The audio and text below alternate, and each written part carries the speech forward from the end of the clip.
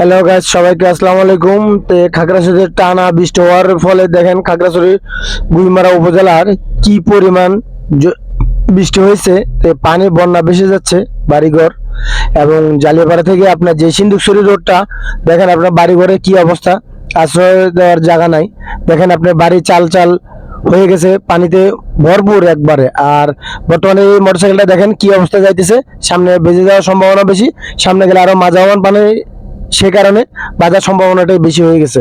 দেখেন আমি যেখানে দাঁড়িয়ে আছি সেখানে কিন্তু আপনার পানির কম, হাঁটু সামনে গেলে আবার মাজা হওয়ার পানি।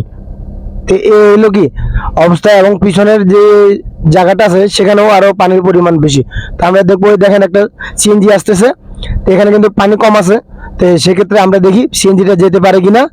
এবং আমি যেটা জানি যে সামনে মাঝ হওয়ান পানি আছে, দেখেন আমরা দেখতেছি, দেখি কতটুকু সিএনজিটা যেতে পারে। যাওয়ার পূর্বে আপনাদেরকে কি সব আমি গুছিয়ে বলতেছি।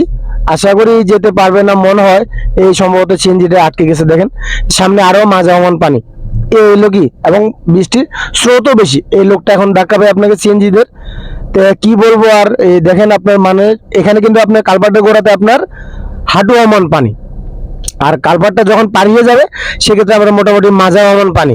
দেখেন লোকগুলি লুঙ্গি ধরে হাঁটতেছে, কারণ নাহলে তো মাজা শরীর সব ভিজে যাবে। আর আমার বাম সাইডে যে বাউন্ডারিটা দেখেন, বাউন্ডারির উপর পর্যন্ত পানি ছিল, একটু কমছে, কিন্তু বাউন্ডারি বেরো পুরো স্কুলের মাঠটা পর্যন্ত ভরে গেছে পানি। আর সামনে যে স্কুলটা, এটা হলো আশ্রয় কেন্দ্র। এখানে বিভিন্ন জায়গায় বন্যা হলে সে আশ্রয় কেন্দ্র, কিন্তু ওই আশ্রয় কেন্দ্রের ভিতরেও আপনার পানিতে ভরে গেছে। দেখেন আপনাদের গেটের সামনে দেখানোর চেষ্টা করছে, এবং কি পরিমাণ ঢেউ, পানির স্রোত ভাষায় প্রকাশ করার মতো না। মানে দাঁড়িয়ে থাকা সম্ভব হবে না ওখানে।